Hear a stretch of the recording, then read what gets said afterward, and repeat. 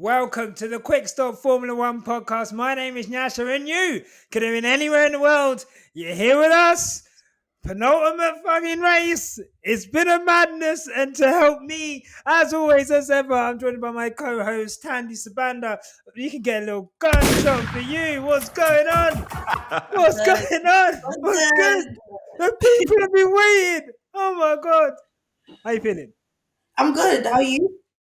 Okay. I was expecting a bit more excitement than that. Yeah, but How are you? I'm like, I can't lie to you, but the fact that my voice has gone is from all the screaming I was doing yesterday. So that's where we're at right now. It's a madness. Okay, It's a madness. it's a madness. I mean, Somebody must say though. later, Someone needs to be held accountable. Look, someone's gonna get held accountable, and look. Our guest today, is collecting his hat-trick ball, This guy, what more? He literally messaged me like, I've got bars. There's only one person we'd invite for them bars, you know. No, I'm joking. I was like, when this guy says, you know what, I've got something to say, then of course we've got to let this guy say what he needs to say. You know him. You've seen him on this podcast. You might have seen him on TV. This guy's in madness. Man like Tomi. How is it going? Crowd, you know what? applause. Thank you very much. I had to come on. I had to show love. It's like my favorite podcast. Tommy dropped that text like the Hove it's Hove text, and Yasha said, "Yeah, I said like I'm out here. I'm out here." Like, you know what I'm saying? No, I'm good though. After the race yesterday, boy, my heart's pounding. But I had to come on because I've got bars for this guy. So thank you for having me back again. And No worries. Yeah, man. Absolute pleasure. Pleasure's ours. First and foremost, guys, follow us, subscribe. We had our Spotify Unwrapped the other day. We're in 40 countries. Incredible. So thank you guys. Follow us on Spotify, Apple Music. Leave us a review and obviously subscribe to the channel. Leave a comment. All of them things. It really does help. And we've got an announcement to make. We are going to bring out a bit of merch. It's a gunshot for us, man. Like, about damn time. It's about damn time. You know what? Yeah, I'm not even gonna lie. The design process. I never brought out merch before, so I'm not gonna lie. It's been a long one. You've been holding it down. It's been a long one. You know what? Yeah, I've learned a lot, and I'm happy with the final product. I can't wait for you guys to see it. You know us. It's obviously going to be Lewis themed, and it's. I think it's a cool design. I think everyone's gonna like it. But we'll release the link for that. If you guys want to support, if you guys like what we do, buy it for yourself. Buy it for someone who likes F1. Because obviously beginnings are like Christmas, so you know. Yes, indeed. Exactly. Ladies, I know you've heard your man just listening to this podcast over and over again throughout the year, throughout the months. It's now time to buy him that gift this year. And vice versa, if you want to be a fan, if you want to look cool, look a bit icy or whatever. You're going to look good. Yeah. You're going to look, you see how good we look. Then you know how good the man is. You think we come on this podcast and insult George Russell's fit if we weren't kidding? Yeah, we're qualified. I'll tell you that right now. Why does everyone always talk about George Russell's fit? Because they're dead. They're whack. That's George Russell's fit. You know what? Yeah, if that's his fit, that's his fit, and like you can wear what you want, man. Like it's life, isn't it? I actually saw him once. Actually, I actually saw him in Soho Farmhouse, chilling on his ones. Yeah, was he wearing his khaki loafers? Oh my god, you I think you looked alright, man. You know, you just look like a regular white dude, like, you know what I'm saying? Yeah, you know what it is, I think it's just like he is like the most Tory looking guy. Like, you know, if I had to draw a Tory, if it was like Pictionary and I was like draw someone who votes Conservatives, I would just like draw George Russell. Not even his face. Just like the khaki trousers, khaki loafers. But you know what? We love George. Can't wait for him to be Mercedes teammate next year. It's crazy. We're now getting towards the end of this season. It's been mad. Our first year in content creation, and what a year it has been. What a race. I'm sorry, guys. I've got the Arsenal Everton match on. I'm going to sound distracted. Apologies, but That's what I wasn't looking at football, but I got like a few texts. Someone's like, "Emergency, let me know." I was like, oh wow. But what a race that we've just had. Mm-hmm. Saudi Arabia. Before we get into everything, this track was billed as the fastest street circuit ever made. It is the second fastest circuit on the track after Monza, which is essentially just straight few corners, straight few corners. I guess Tomi, I'll ask you. There's been a lot of like criticism of the circuit because of safety concerns, debris concerns, not enough runoff, etc. What are your impressions of this circuit? They only just about got it done, but I guess what are your impressions of Saudi Arabia, of the Jeddah circuit? I think initially when they were showing, the simulation runs and everything, I thought, wow, this looks kind of dangerous and impossible to overtake. But then the more I started to see it, and when they showed like a few F2, I think it was F2 laps and some other practice laps from other cars, I thought, you know what, this is bad, but it's not as bad as people was making it out to be. I mean, like, there's parts of Singapore that are mad. Like there's one straight in Singapore that if you mess it up, you have to go straight, and if you go straight, there's a wall. Yeah. So I think it's all part of the risk of Formula One. Definitely, I think the track can be improved. I think that turn, the corner that everyone kept going into, the one that Charles Leclerc went into earlier, and the one that Mick Schumacher went into, I think that can definitely be adjusted. I'm not sure how, because at the end of the day, even if you move it back 50 feet, what is that? They're still going to hit it. So I don't know what they can do, but I definitely think the track can be adjusted. And I think one thing I think needs to be implemented when we're next year. I think with the blind corners, they need to have, as soon as there's an incident there, a marshal needs to be there, press a button, and it just needs to go yellow. It needs to bypass the FIA calling it. And it needs to be a warning light, a very significant warning light or LED panel way before the blind corner and during the blind corner. So as soon as the driver sees it, it's just brake. Because going around that corner to find a car sideways, like, that could get someone killed. Yeah, 1,000,000%. Yeah. Tandy, even that Perez little scuffle, that was potentially very dangerous. You guys, did you see the replay? When he went round and there was just like all the cars going that way. Tandy, I remember you saying about, was it Monaco? Is it too dangerous for the drivers? I guess did you get any sense of that this weekend? Yeah, you guys, that track, like all the debris as well. Yeah, that was kind of frightening still, and everyone was on crud. The amount of, every time they kept restarting the race, everyone was getting angry and angry. And I was like, something bad is about to happen here. At first, I thought it might have been. I was predicting one of the McLarens, and then at one point it looked like Yuki, but Yuki did end up, doing what he did. Gasly looked like he was about to go out at one point. I'm happy that people went out though. It's the obvious ones, you know what I mean? It was the obvious. But it's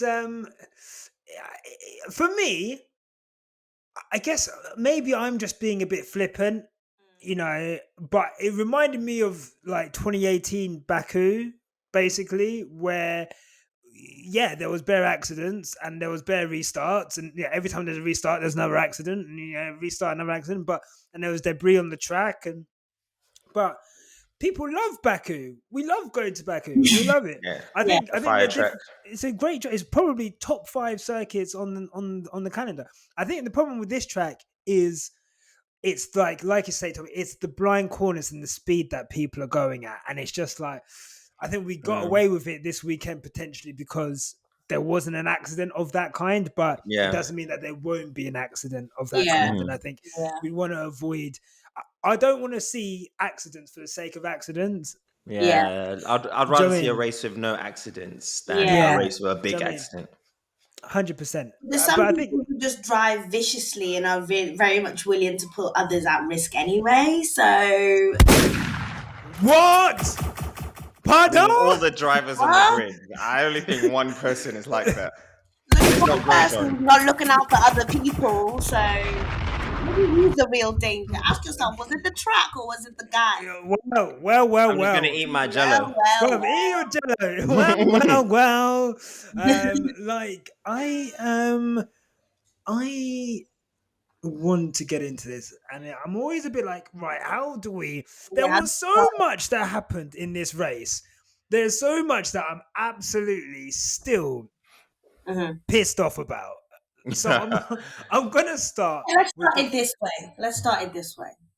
Okay, you go. Is Max Verstappen a cunt? Oh my god! Oh my god! Okay. Oh my gosh!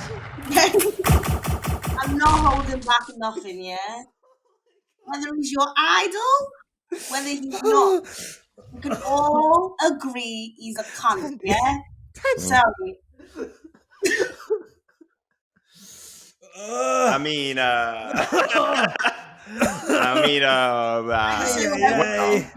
that's an interesting opinion you have. And, some may agree, some may disagree. I don't think anyone's going to agree.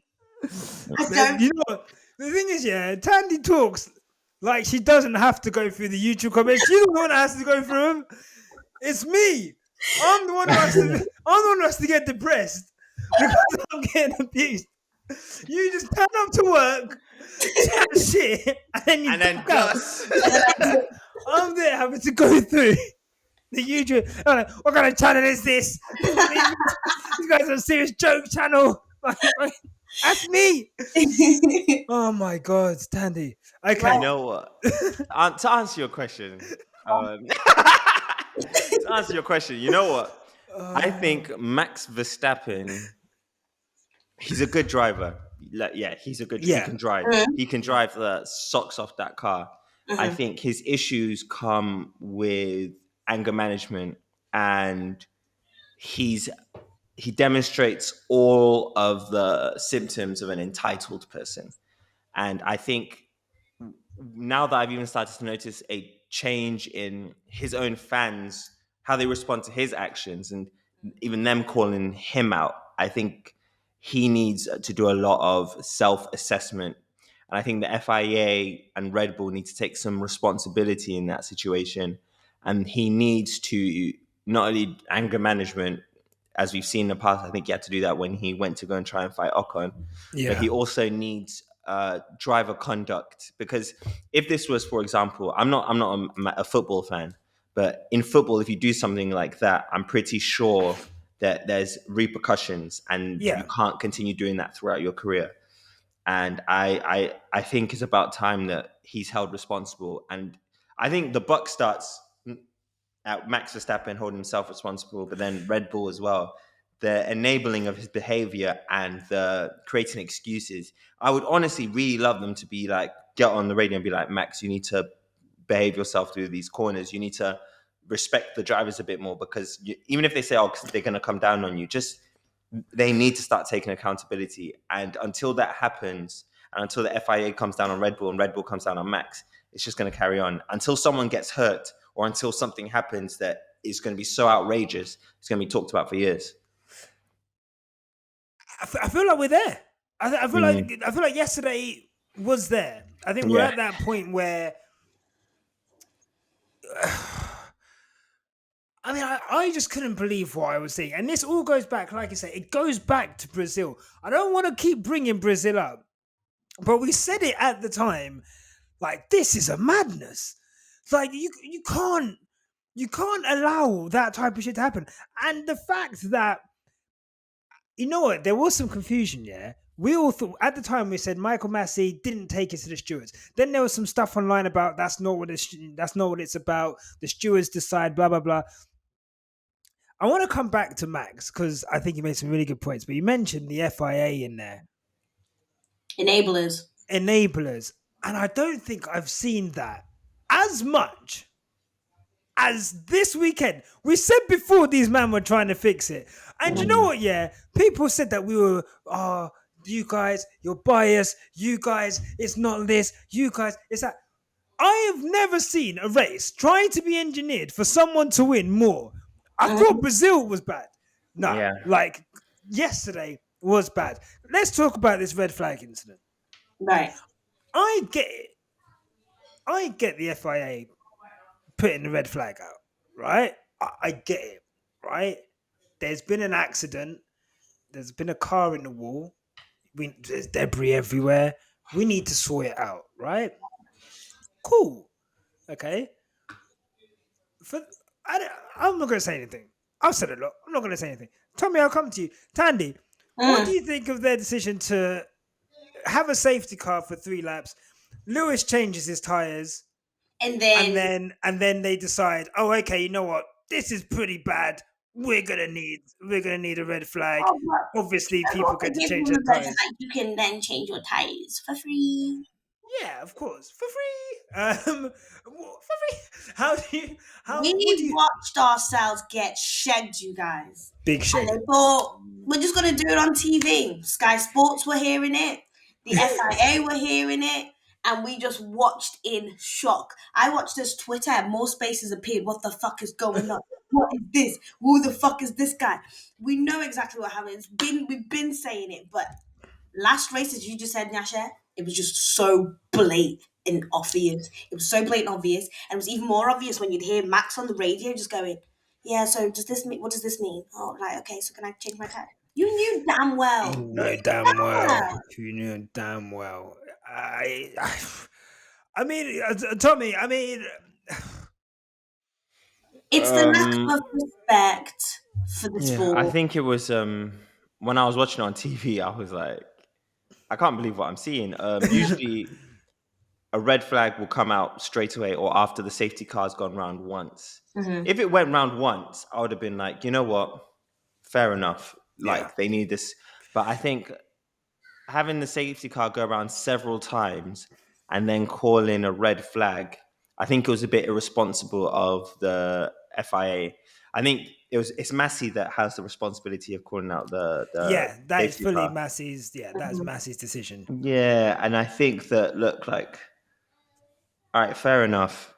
You need to change the barrier. You would have been very aware of that as soon as you saw At the point of Mick go into it. Yeah, I mean, even yesterday, they said they changed the barrier. They didn't show them changing the barrier, and the barrier still looks scarred to me. And even when they were assessing it, it looked like they were just replacing the barrier back to where it was. Yeah. I just think it was, if the FIA aren't up to these things, then it's their job to make sure that there's no room for speculation. But they're given a lot of room for speculation by the moves that they're making. I mean, what we saw at Qatar, what we saw at Brazil is very telling now. And I think that it may not be they're rigging it for Max to win. It may just be that they're trying to increase the likelihood of it going to the final round and increase the excitement of the event, which I understand, but in sports, that just goes against. You can't do that, and this is the madness. Yeah, I said this last week. We're getting to a point where F1 the show is overtaking F1 the sport right now, and I get it. I want the show. This is the most. This is these guys came out of COVID, no fans at the tracks. They lost a lot of money. They also just took over F1. They lost a lot of money. This year, Wet Dream, oh my God, Great White Hope might dethrone Hamilton. We've even done all the regulations to make sure Hamilton's car is shit. Yeah. Oh my God, this guy could be overtaking him. They're putting the permutations out. If Lewis finishes 8th, Max just needs one. They've done it all week. They're putting it, they bat signaled it in the sky. I looked out my window. My nigga still won. Still won. My nigga still won. Still. So all I'm going to say is I get that they want to build up this show. Right. I get it. This is marketing 101. but it cannot interfere with the pure race. And too many times now, the decisions are not making. They're not making sense. They're not making sense. Yeah. And They're it's not been even through the whole cleaned up year. well to try and make them look less rigged. Like it's just so fucking. It's getting more rigged every race. It's just so bait. Like I think when Belgium was a real turning Max was point. going, the safety car was going too slow. It sounded like he was kind of saying, "Guys, this wasn't part of the plan." Do you know what I mean? Like this wasn't what we rehearsed. This isn't what we spoke about last night in that dungeon in the meeting. Do you know what I mean? It's ridiculous, man. It's I just I honestly I get it. Fine, cool, okay. You need to repair the barriers. I think they had to repair the barriers in Silverstone, and there was a red flag. So it's not without precedent. I'm not saying that, but you knew. As soon we had a red flag in practice for. Obviously, practice is different, but you knew what that type of accident at that corner is going to do to that barrier. You've got precedent. You know you're going to need to sort out the barrier. There was no need for you. It felt like the 2 laps in Belgium. Pointless things done to engineer result. Anyway, that's bullshit. We then get on to. I don't even know how to approach. There's so much in this race that is just a madness. We then get on to this deal or no deal situation. Oh my goodness. I forgot about that, you know. Bruv, these man got Noel Edmonds on the phone. Negotiation. Bruv, they said, guys. You know when the guy's snitching, but he's got the McDonald's, you know he snitched on everyone. That's what they want. You got what do you want? Look, I've got who you giving up? But it was like I'll give you a Mackey's. I feel like, is it normal? Am I going mad?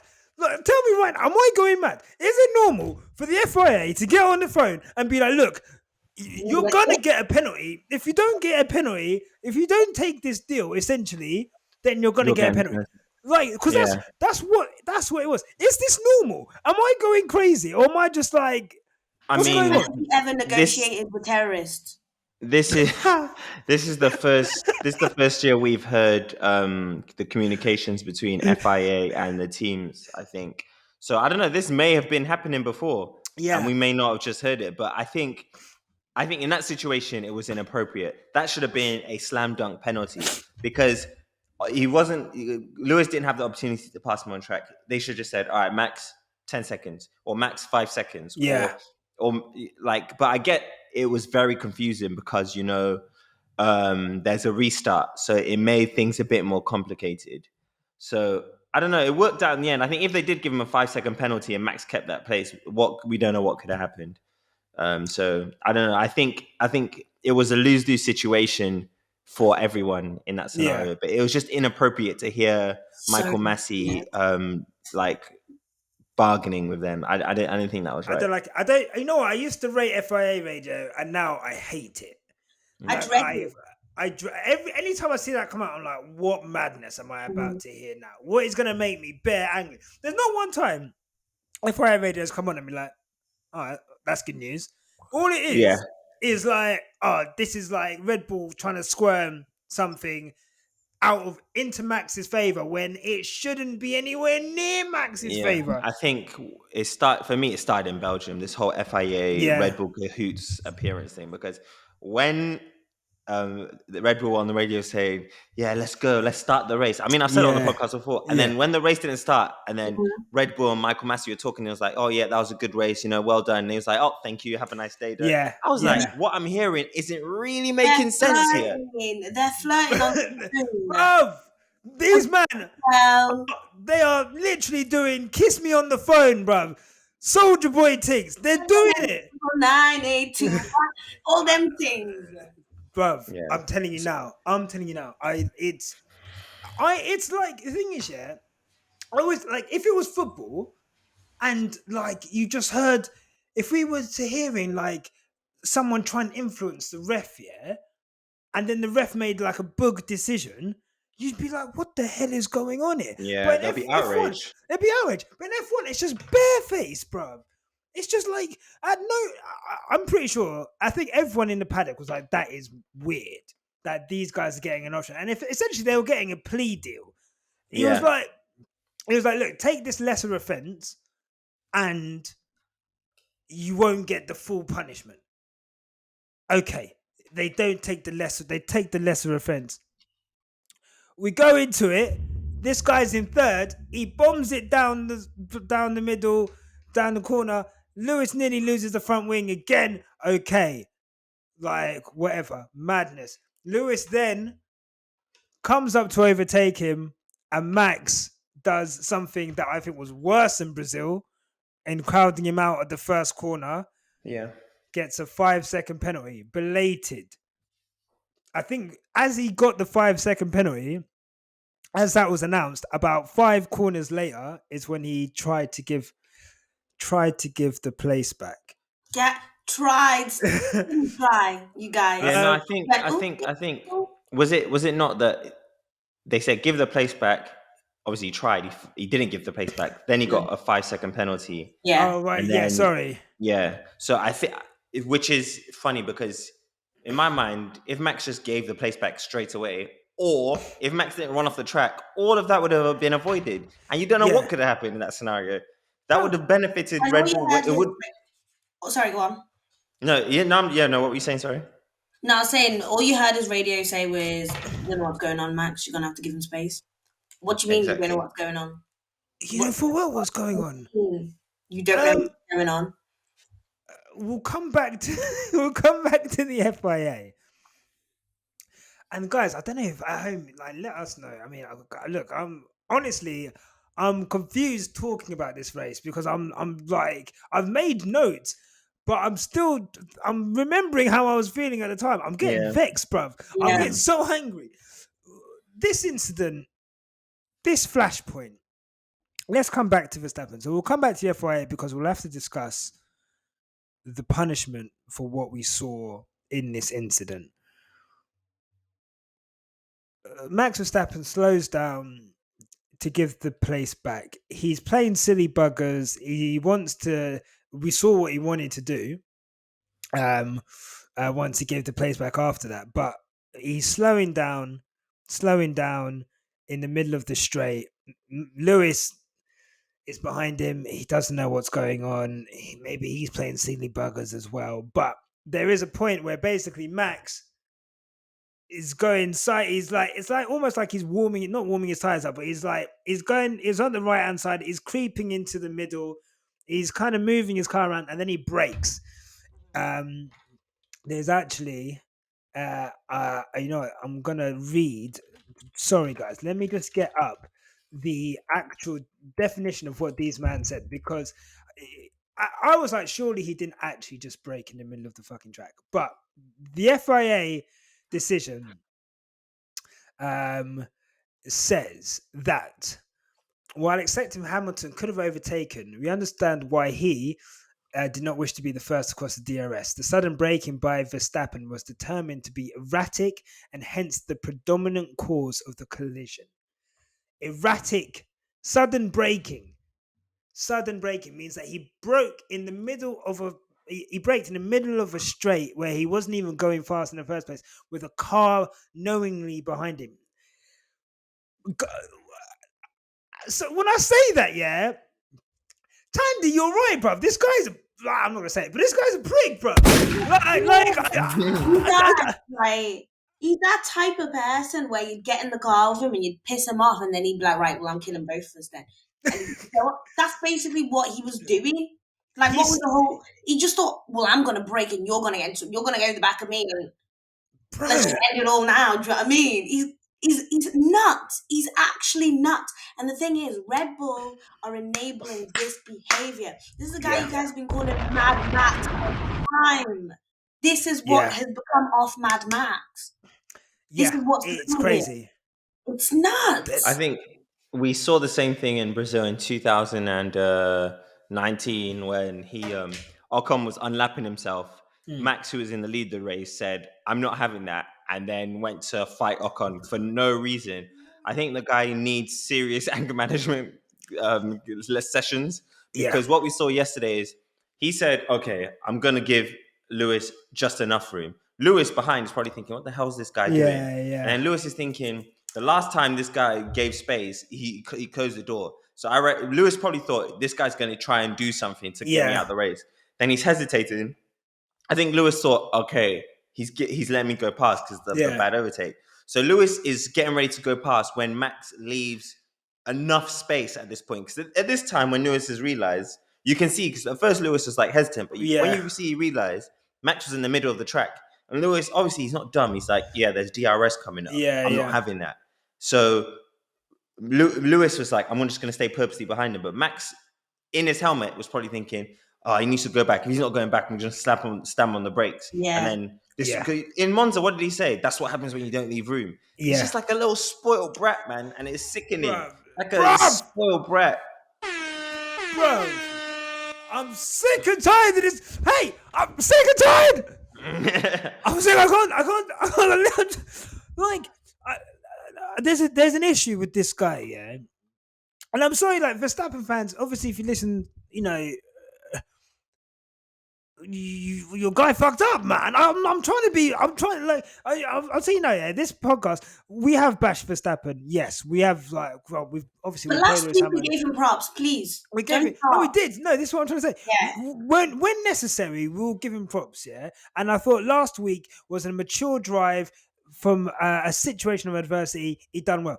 But what I will say to you now, your man, yeah, does not have the temperament to win a world title. Mm-hmm. Because not one yet.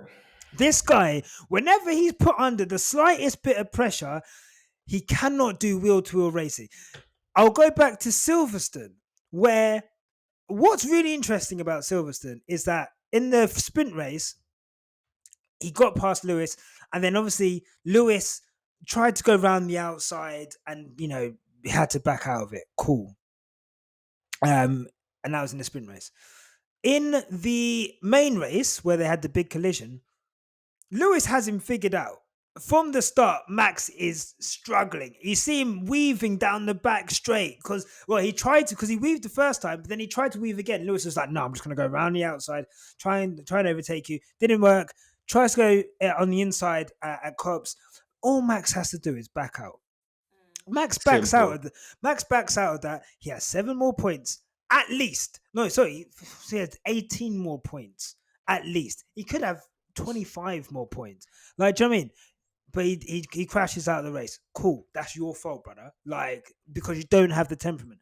Monza, again, obviously he's taken both of them out. But his head was hot because he had a bad pit stop. And that's why he was moving mad. And he's seen Lewis can't handle it. We go into Brazil. Lewis is putting him under mad pressure. Tries to overtake him. Can't handle it. That should have been a penalty. These men have said no, it's no penalty. Fine. Okay. We're now into this situation now. Mad pressure. On two separate occasions, at least, I've seen driving of a ridiculous nature. You know it's bad when Martin Bundle says you need to assess wild ground, brother. Even the other drivers are saying it now. The other drivers are saying it. Other drivers. Rules that don't apply to my man. Mm-hmm. Bruv. No, this is mad. So anyway, this brake testing thing, yeah, that is the what. Sorry, Tommy, you drive. You're driving, yeah? You drive on tracks and that, yeah? You drive, yeah? The worst thing a man could do to you on the road is brake test you. Mm-hmm. It is the worst thing any person could. It's the most dangerous thing you can do. To me, it's super counterproductive because you're doing it because your ego. But if it goes wrong, not only are you going to be finished, but the car behind you is also going to be finished. So that says a lot. And one thing that's worrying to me is that even going into this next race, Max said, oh, yeah, we'll go into the Abu Dhabi, but I'm okay because I still have the advantage. The only advantage he has now in this current situation is if Lewis doesn't finish that race. That's the only way he has advantage because then he'll win on more. So that going into Abu Dhabi, that he's basically saying, look, I have the advantage, so it's on site. I'm just going to crash into my man. And I think it's getting ridiculous now, man. It's getting ridiculous. And do you know what it is? My issue is that I know the FIA does not take back points. So if Max does that, what are the repercussions going to be? Well, Tandy, What do you make of the FIA's decision after the race to give Max for this collision a 10-second penalty? Now, bear in mind, this 10-second penalty is after the race, and the 10-second penalty does not change his position whatsoever. Do you think on the wrist, innit? Just a little.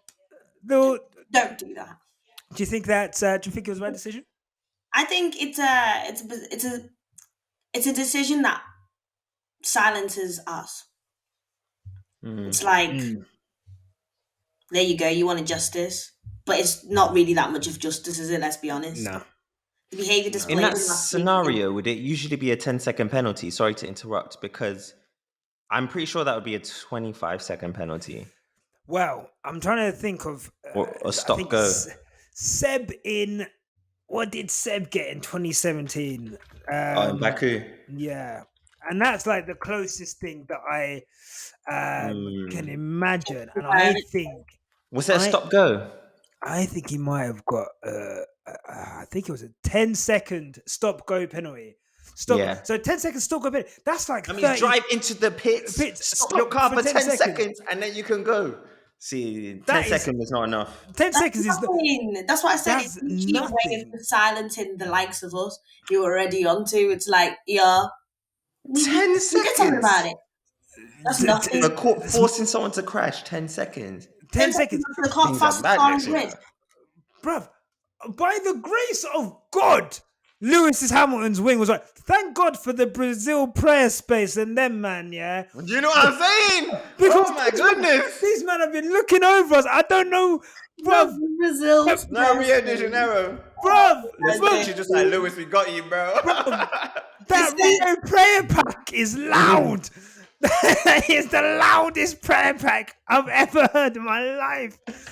Are you crazy? It is absolutely insane. Lewis's wing should have been ripped off. That's several times. Ocon hit it. Max hit it. Max hits it more than once. Drives into the back of Max. Nah.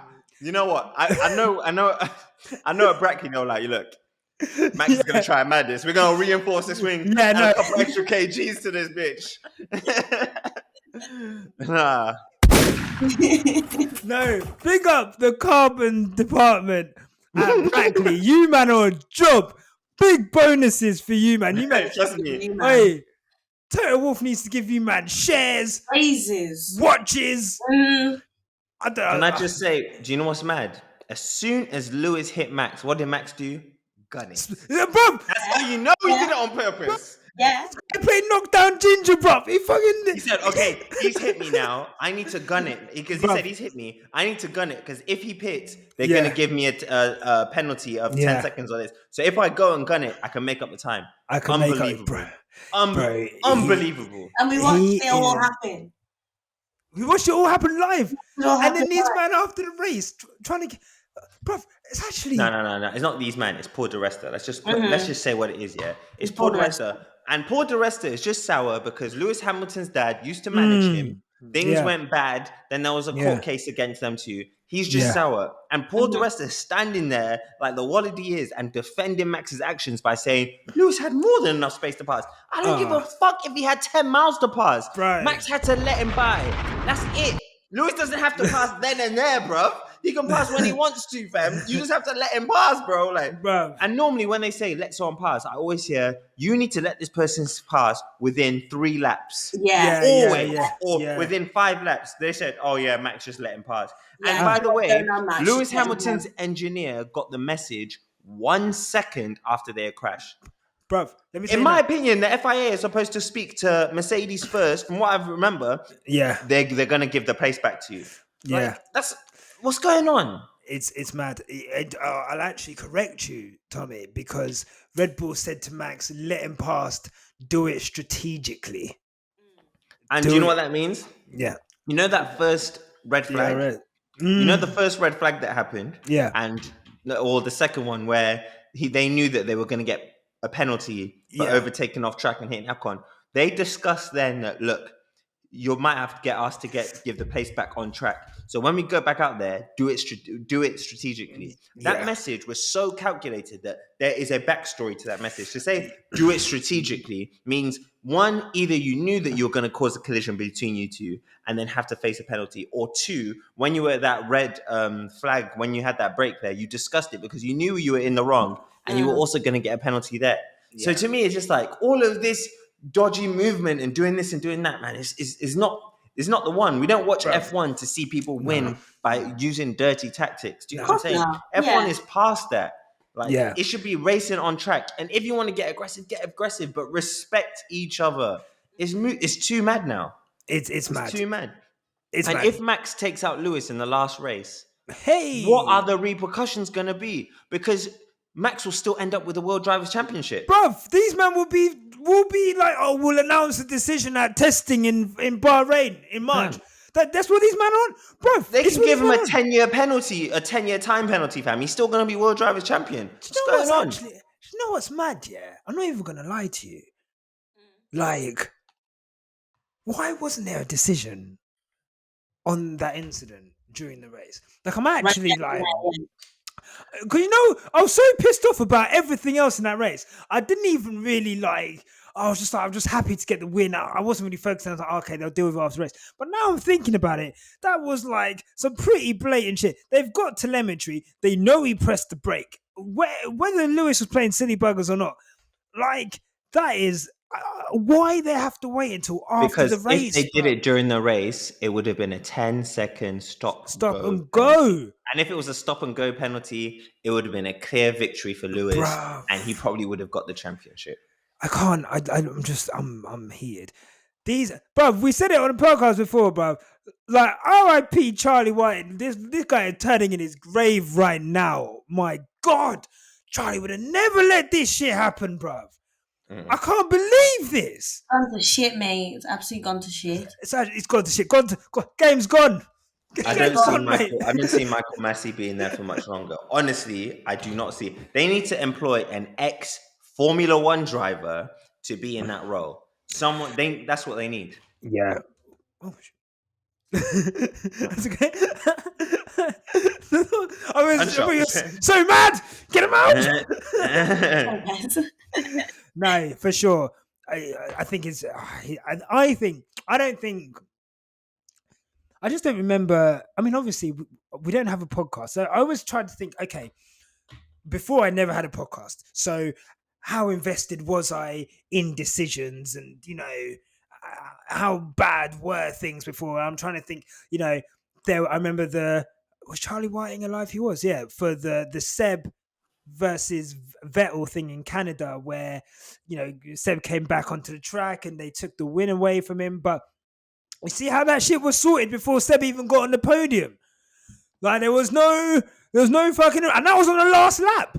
There was no waiting around. There was no this, that, and the other. That shit was sorted. Seb didn't even have time to go in the waiting room. They swapped it. Done. Like, the time they're taking to make decisions, the way that they're making decisions are crazy. Max Verstappen. Okay, guys, we're going into the last race of the season. Equal points. You know, he's ahead on wins. Tandy, do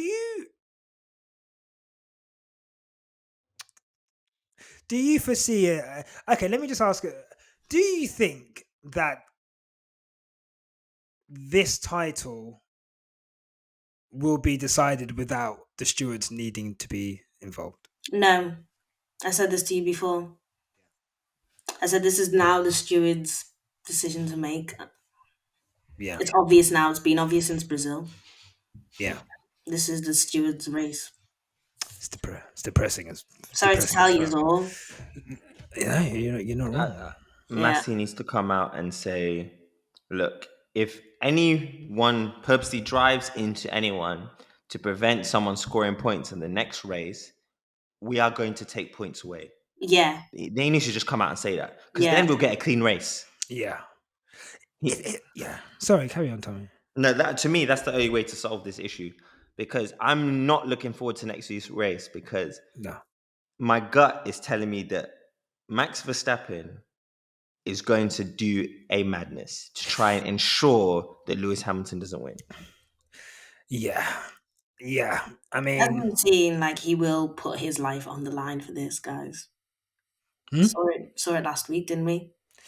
Who? Max Verstappen, the person we're talking about. Yes.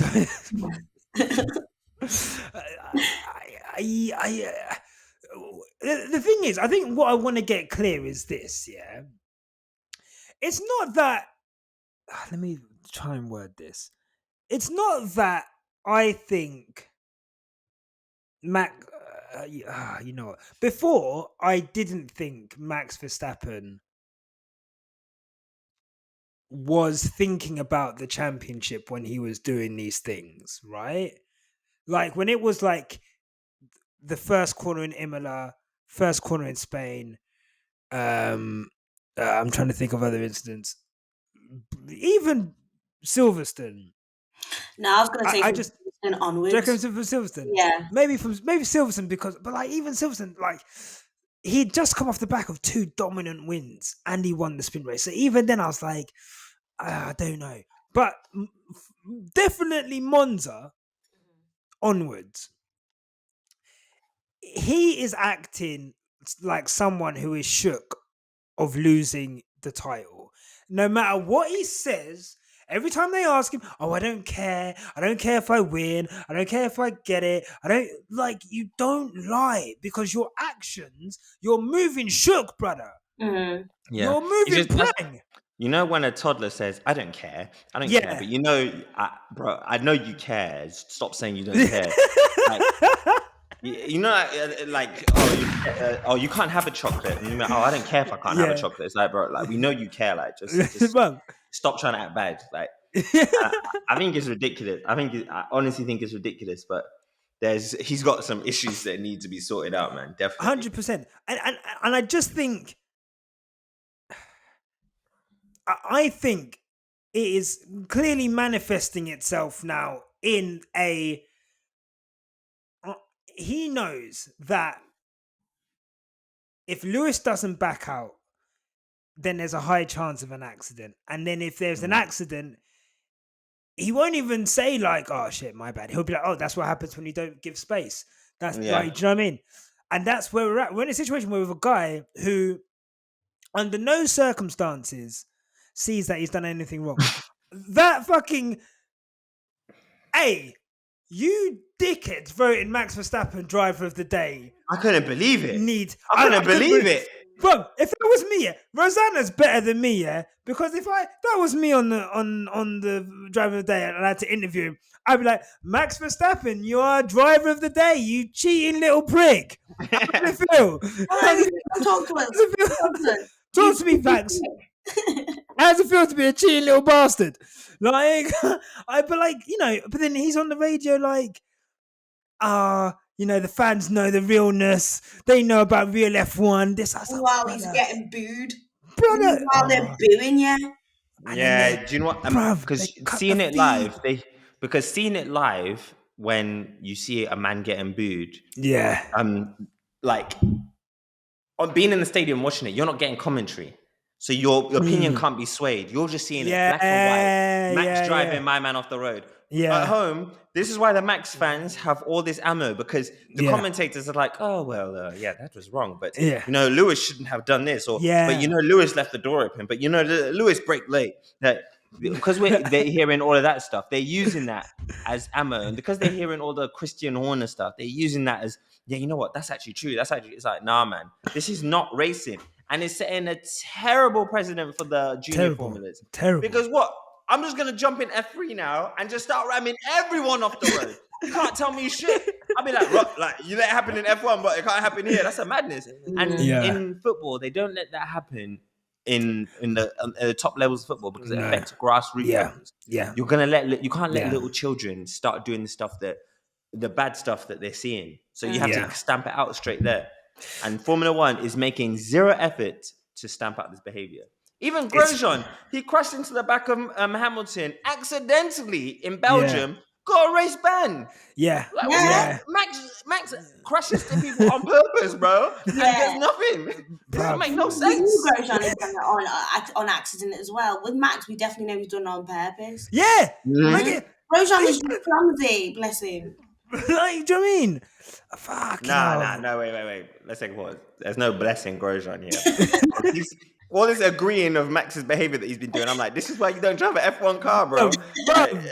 Look, I've wanted to say this for a while, yeah, but if we're keeping it a buck, that guy was nearly the architect of his own misfortune, yeah, because the whole crash was his fault. No one wants to talk about it. This guy was moving mad because he got on fire. I'm telling you now, yeah, I know exactly, like, I saw that accident. I said, Grosjean even knows it was his own fault because Grosjean knows it. That crash every 2 days on Twitter because he knows damn well it was his fault. Let me tell you now, that crash was the best thing that could ever happen to my man. That, bruv, no, let me tell you, it was the otherwise, no. Okay, burns aside and physical pain aside. I'm not saying the actual, but he came out, he's fine. He's fine. But look, do you know these guys? They're calling him the Phoenix in America, bruv. He got a IndyCar drive out of it. And you know what's mad? The Americans don't realize this guy was trash. Oh my god, fam! This guy is a terrible driver. Bruv.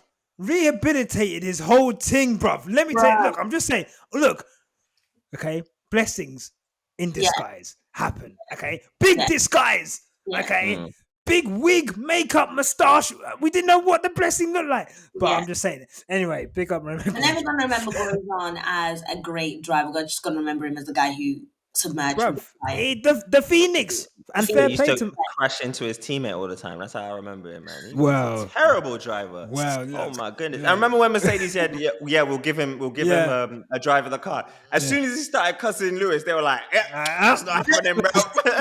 Give me that shit. Give me that shit back. Give me my thing back. Yes. Bro, bigger question. Look, I think we've done 50 minutes on Max and the FIA. You knew Agwan, listeners. You knew what was going to happen. Yeah, look, this is what you coming in for. Coming in for. This is what you guys wanted. You guys have been hitting up our Twitter. Where is it? Here it is. And look, we hope. It's what you're hearing. Listen.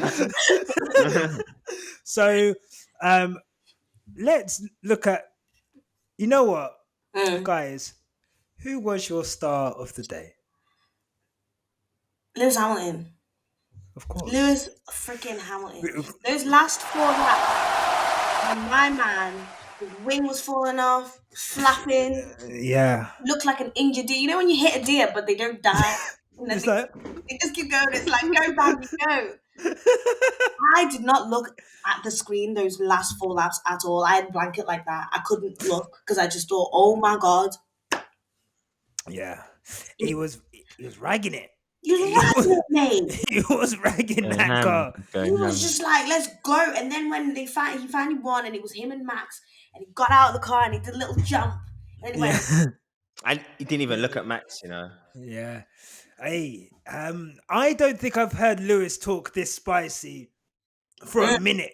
2017 is the last time I saw spice from Lewis. And man said, sitting next to Max, do you know what was even so gangster about the press conference? Lewis was sitting forward like this. He's like, yeah, man. Apparently the rules don't apply to some. Yeah. I was like, oh my God. This guy, bruv, I love it. He come out, everyone must say that, yes. Yeah, he was rubbing it in his face. And then he was drunk. This is him in the car. Yeah. But I would have stopped at the Red Bull garage and been like, 100%. Even the podium was saucy. Man just came out and just got up. Yeah. He didn't match that much of a time. If you look at Lewis, he looked back to look at his face and he just gave it a smirk. I was like, my fucking goat. My G. Oh my God. My G. He is incredible. Oh my God. I can't believe, you know what? I'm so happy that we got the Max shit out of the way, because that shit pisses me off. But it's so good to come on this podcast, and just be like, bruv, my driver is the fucking... Oh, are you fucking crazy? Nah. You know what? After that race yesterday, I was like, nah, this guy is a GOAT. Bruv. Oh my goodness. Silverstone, 3 wheels, still won. Rookie year, almost won. Yeah. My man just been killing it his whole career. Whole career. Everyone said, nah, Lewis is out. Red Bull's got this. Even Lewis's team were like, you know what? We've tried our best. Whatever happens, happens. Yeah. My man won 1, 2, How many? 3 races in a row. Can you imagine? Bro. Can you imagine? Bro. My God. 3 in a row. Oh my goodness. Bro. Oh. That. Hold that. And all these niggas can say is, it's an illegal car. That's all they can say. Instead of just saying, you know what? My man can drive, bro. Bro. It's crazy. I mean, what more does this guy have to do? For just everyone to just accept he is the best. Like what more needs he to... He needs to retire, and that's it. Once he retires, then people will be like, you know what? Lewis is the renowned. Bruv. Why renowned is the best of all time? Yeah. Bro, because I keep saying this over and over and over again. Who is giving you moments like this guy? No one. There's no one. There's no one. Like Max's wins this season. I'm trying to think of like what have been the best wins. Like France was a good win because of strategy, but Mercedes chucked that away. And the rest of them, if I'm not mistaken, he's just basically run away with because their car was like a lot better, basically. Whereas like how many like this season, first race of the season, Mercedes were like 0.4 of a second slower. Lewis on older tires, he still wins. That's the first race of the season. Then we're talking Silverstone. Then we're talking Russia on the last freaking lap. Then we're talking like Brazil sprint race. We're talking Brazil main race. We're talking like yesterday. That's 6 or 7 races in a 23 race season. That's 30%. 33%. That is a. Are you crazy? I'm talking classic races. Man's been racing. Do you know he's been racing against AlphaTauris? 2 of them. Two of them. And he's had Seb on his case. He's had Max on his case. He's had Alonso. He's had the whole shebang saying, "Oh yeah, it'll be great if Max won. It'll be great if Max won." And what's happened? My man just clawed it back. It's beautiful to see, man. When he's driving, it's like poetry in motion. I was watching it yesterday. Really this guy's on a different wave, bro. People were like, "Oh yes, Lewis is losing time in the first sector because of dirty air, bro." As soon as there was a bit more space, my man was just cruising up to the back of him, and you can see Max. This is Max driving. He's like. I'm like, bro, like, it's gonna happen, bro. You know the music from Jaws, that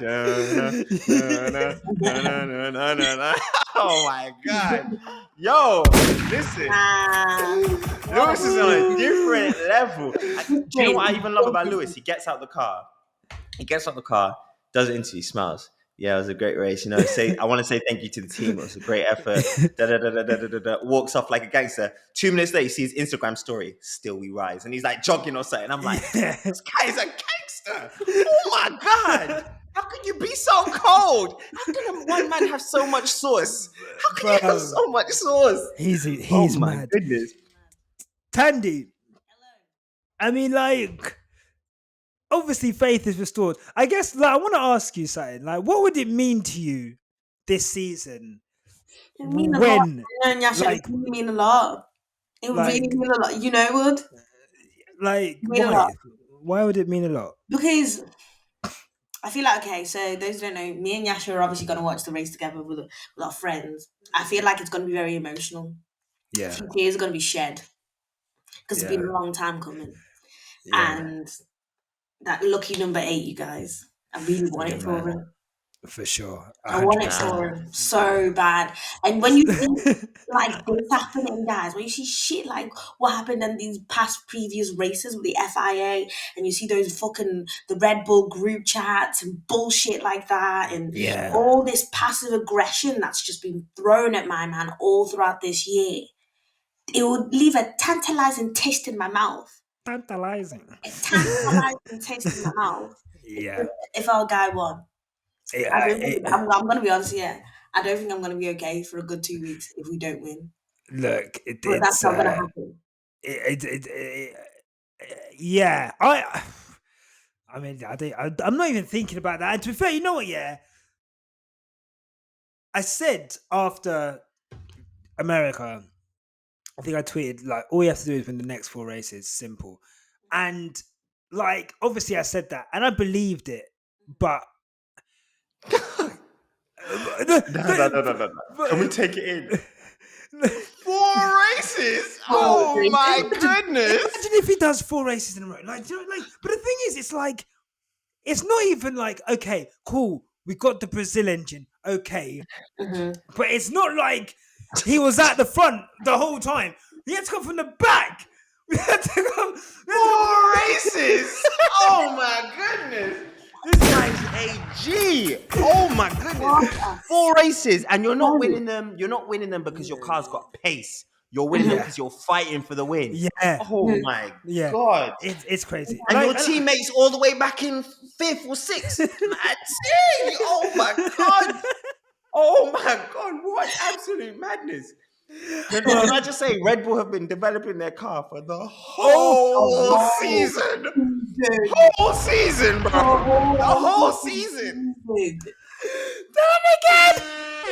And you're still level on points. Can you imagine? Oh my goodness. And I know Red Bull like, bro, like we just spent our whole 2022 budget doing this month. Oh my god.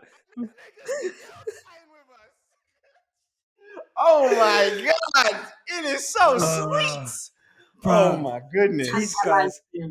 These guys, you know, bro, you know when you go on holiday and your boy spends all his money on the first night? He's just like, oh, he's like, well, what are you going to do, bro? You didn't look good ahead. Bro, you got to spend, I'm not lending you shit, bro. And you know, for the first night, he's enjoying his popping bottles, he's doing the madness. And you're like, wow, he's really killing it. Bro, the next day, he's just there like this. Yeah, just water, please. We'll be drinking water last 2 races. He's going to be drinking water next year, man. Hey, next year. He said he's not tasting none of that podium champagne because they spent all their budget, fam. Bro, oh my Charles goodness. and Claire are going to be drinking that for him. Don't worry. Look, the podium next year: Lewis, George, and Charles. That's it. That's going to be the new. That's going to be the new flex. Yeah, man. Look, what more is there to say about Lewis Hamilton? Incredible performance from qualifying, you know. Oh my god, there's actually so much this weekend. This weekend was mad. I know what you're gonna say. Do you remember that time that Max Verstappen put his car in the wall and everyone started making excuses for him, saying it was nearly the greatest F1 lap of all time. Nearly, are you mad? Huh?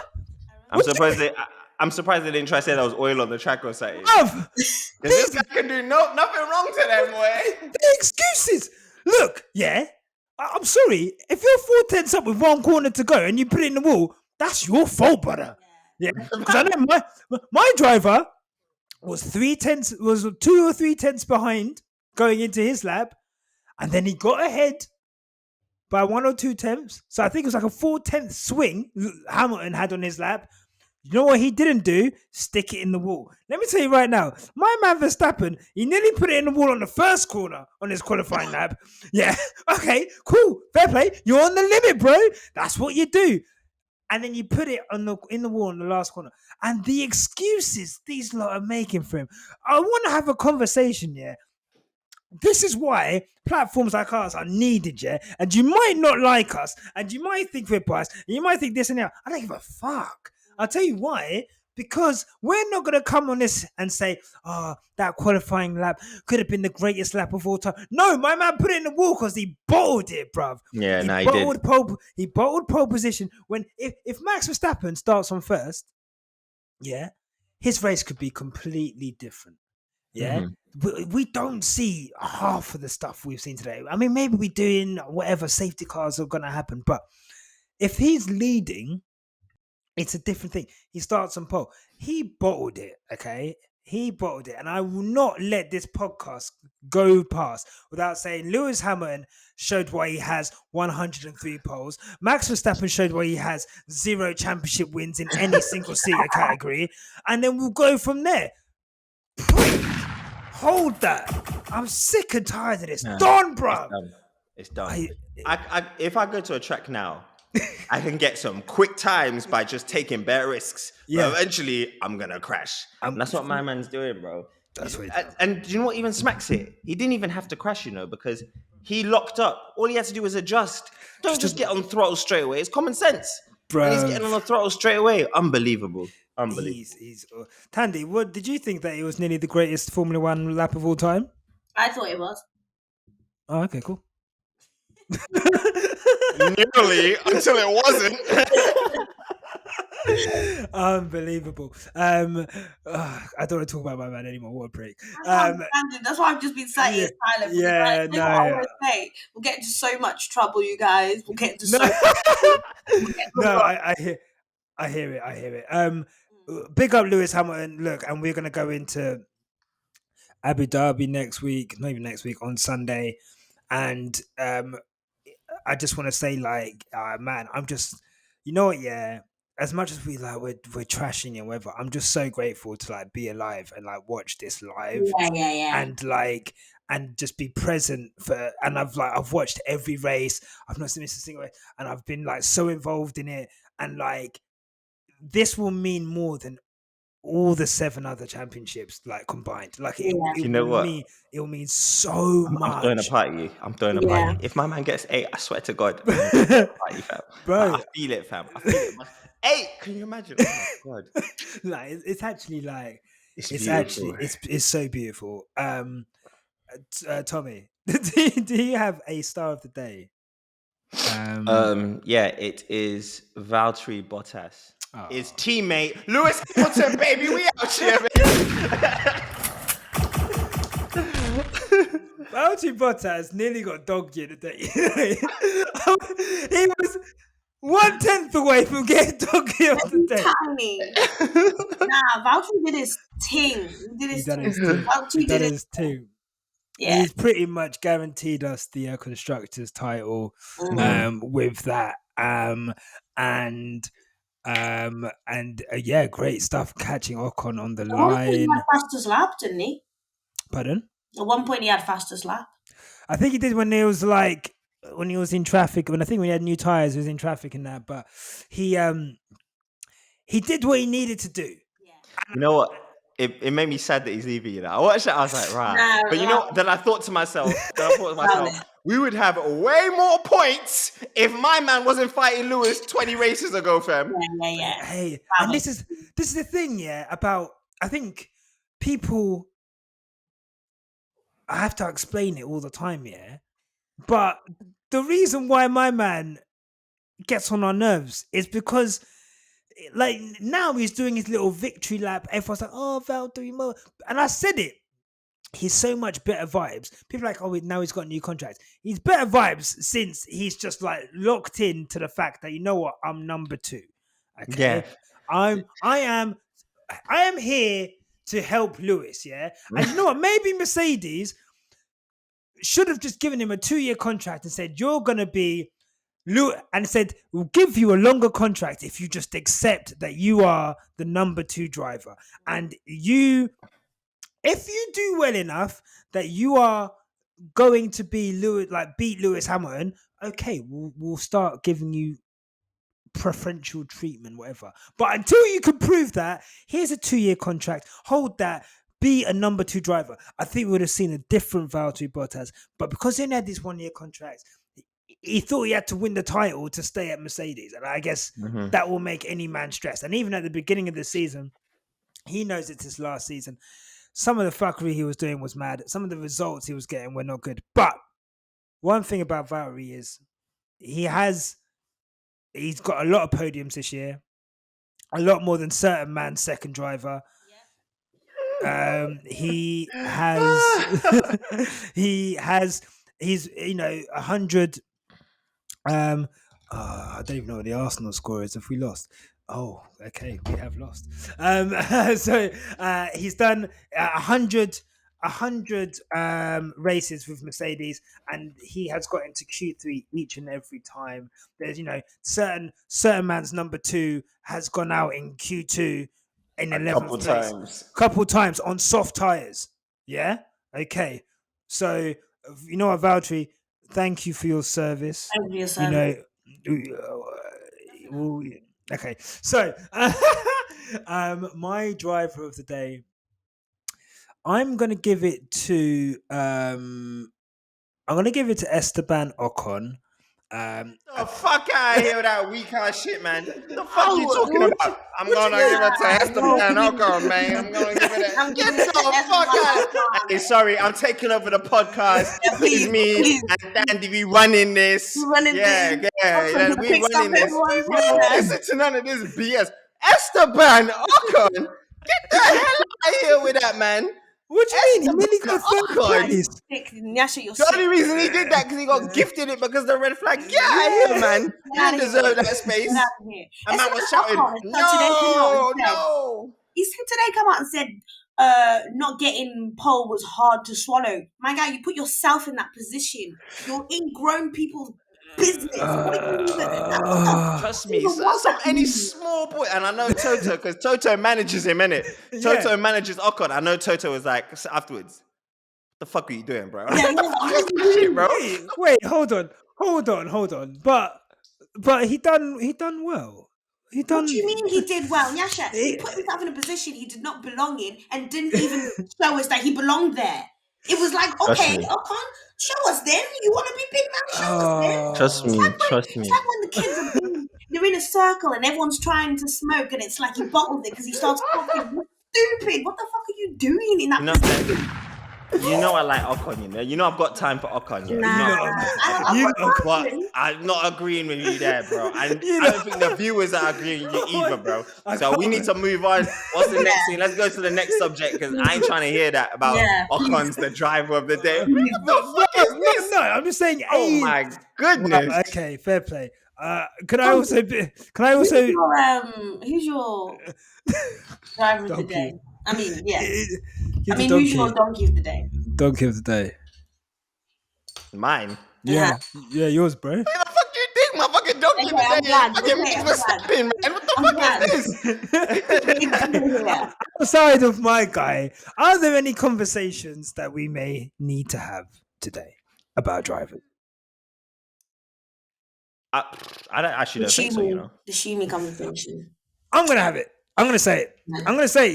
Yeah. I think there needs to be a conversation about Mick Schumacher. Now, normally, if someone is caning their teammate by a second in qualifying, someone's beating their teammate by a minute, you would say, look, this guy is incredible. Like, what the fuck? This guy is fucking crazy. He's what?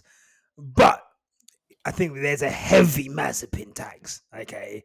We can't say Mazepin's the worst driver we've seen for years and then just be saying, oh, Mick Schumacher, he's beating Mazepin by a minute. Like, well, because he's Mazepin.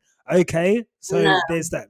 No. What I will say is, and I'm not saying, I might be wrong, because you see me, I'm not taking a keen interest in what Haas are doing, sue me. But this guy has had a lot of big fucking accidents. Big accidents that his teammate hasn't had, accidents on his own. And all I'm saying is, the car is difficult to drive, but we're in the 22nd race. This guy's losing it on the 10th lap in a chicane on his own. At some point, can I just say? We've got to cut the shit. Max lost it on his own on qualifying, and also Charles Leclerc lost it on his own. So I mean, like, we can have a conversation about it. I've said for time, Leclerc is he does mad shit. Like, he's very quick. I was quite confident. I mean, I said, do your thing. Do your thing that you always do, that thing you do. And I knew what the fuck that thing you do, Leclerc. Bruv, he loves, Leclerc. Like, he done it in Baku this year. Look, that's a whole different podcast right Monaco, Leclerc is, liable. So if we're saying Schumacher's quick but is liable for an accident, okay, that's a conversation. I think the whole conversation is a wholesome conversation on the entire Haas team, to be honest. Just saying. Yeah, I think that card. Just sit there and watch cartoons all day and then say, "Oh, there's a race on Sunday." Yeah. Get in. Oh my god! You know what? I think next year Haas is actually going to be all right. Though, because they've been developing that car for like 3 years now. Hey, Romain Grosjean didn't nearly burn to death for this shit. Okay, Do you know what I mean?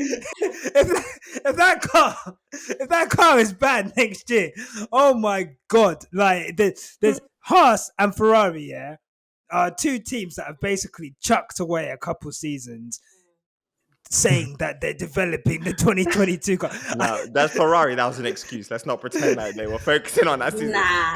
Oh, damn, you got caught cheating. What can we say like that? We're focusing on 2022, baby. That man said you ain't got the vision. They pre-division. You know what I mean? You gotta see it. You gotta see it. Open your third eye. Oh my goodness. You know what I mean? Wake up, sheeple.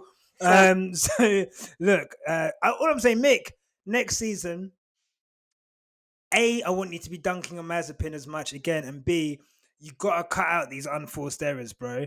You cannot just be losing your car. These are big accidents, like big money costing accidents for a team that doesn't have a lot of money. This guy is bracking up that car on a regular. I mean, let's see when the car's a bit better though, because it could just be that car. Yeah, no, handful. the car is- and Mazepin might not be getting near the limits of the car, but Mick is. The limits might just come out of nowhere. That might be why he's crashing. So let's just remember that. 100%. And also, he's a rookie. It takes him. Imagine being a rookie and you're in a Haas, and you have the pressure of the whole team and everyone because of your surname. You have pressure. You're gonna have to drive harder than the car. So let's just give him a give him a leeway. All right, cool. You know what? Yeah, he's got 6 months. Okay, let's go. He got 6 months. Yeah. I need to see him top P10 at least. I need a point. So, we're not going to do a George Russell thing either. I want it first season. None of this 2.5 seasons before you get it. It doesn't matter how you get the points. The points doesn't matter. I'm on him. Hey, George has fallen off a little bit as well. Still, George got that podium. podium. On top.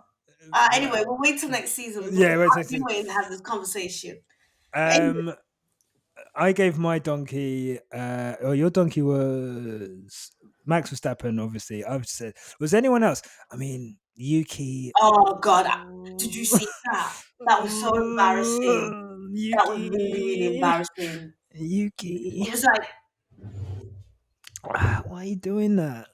I think, but honestly though, no one can be a bigger donkey than the man that was purposely making a man crash or drive. Yeah. To be honestly, fair. If we give it 110, he got a penalty. You know what I mean? Like, yeah. But shout out to that Sky Sports preview of Yuki. It was like. That was embarrassing. Even me, I was like, and you know what smacked it? The camera was staying on him. Yeah. I was like, oh shit. I was like, this is really embarrassing. Me, I would have just turned off the car, and be like, yo, you lot, the car just stopped. You know? Like, it's mad out here on these streets. It's mad out here. Like, pick me up. I have no drive. I have no reverse. I have no reverse. Oh my God. The mad thing is, I didn't actually know what you were doing for the longest. I'm looking at you like, what the fuck is she talking? I remembered. I remembered the wing. I was like, oh shit, the wing. Oh, Yuki. And then at one point he ran over. Yeah, I know. I was like, he's just gonna I thought he was just gonna drive off with it under the car. I was like, oh, Yuki. I was like, Yuki. Okay. Guys, I'm done. This podcast has been probably my favorite podcast. What a fucking race. What's your predictions? Tomi, I'll go to you first, and then I'll go to you, Tandy. What's your prediction for Abu Dhabi? You know, Max trying to drive Lewis off the track, and Lewis still winning it because he's a gangster. That's my prediction right there. Hold that. Say no more, Tandy.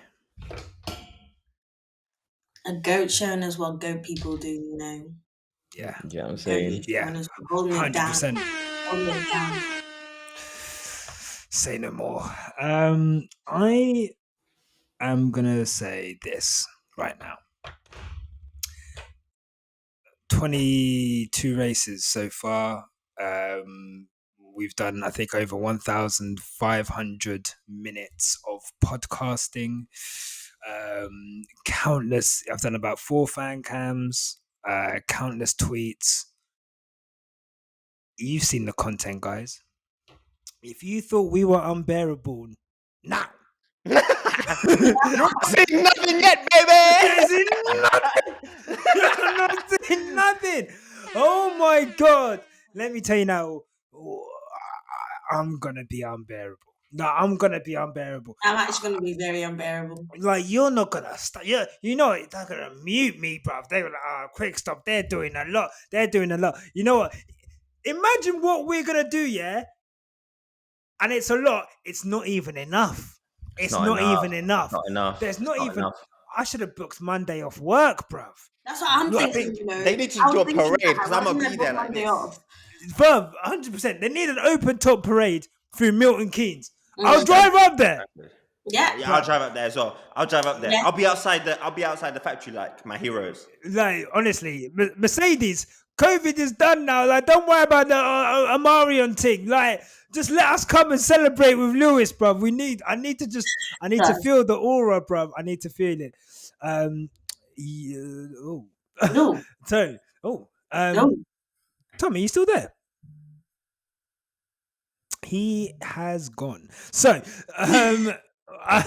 big up Tomi. Thank you for coming on. I'm just gonna shut this off now. Okay. Tandy, I love you, mate. Love you, mate. Guys, follow, watch, subscribe, all of them things there. Watch out for the merch. We love you, and we'll see you after Saudi. Sunday, Abu Dhabi. I'll see you on Sunday, mate. And Sunday, I'm bringing the beers around at 9 a.m. Please do. Thank you very much. We're drinking rum. We're drinking everything, mate. Don't worry about that. Okay. Guys, we love you. I'm gonna see if Tommy's okay, and we'll see you after Abu Dhabi. Take care. Goodbye.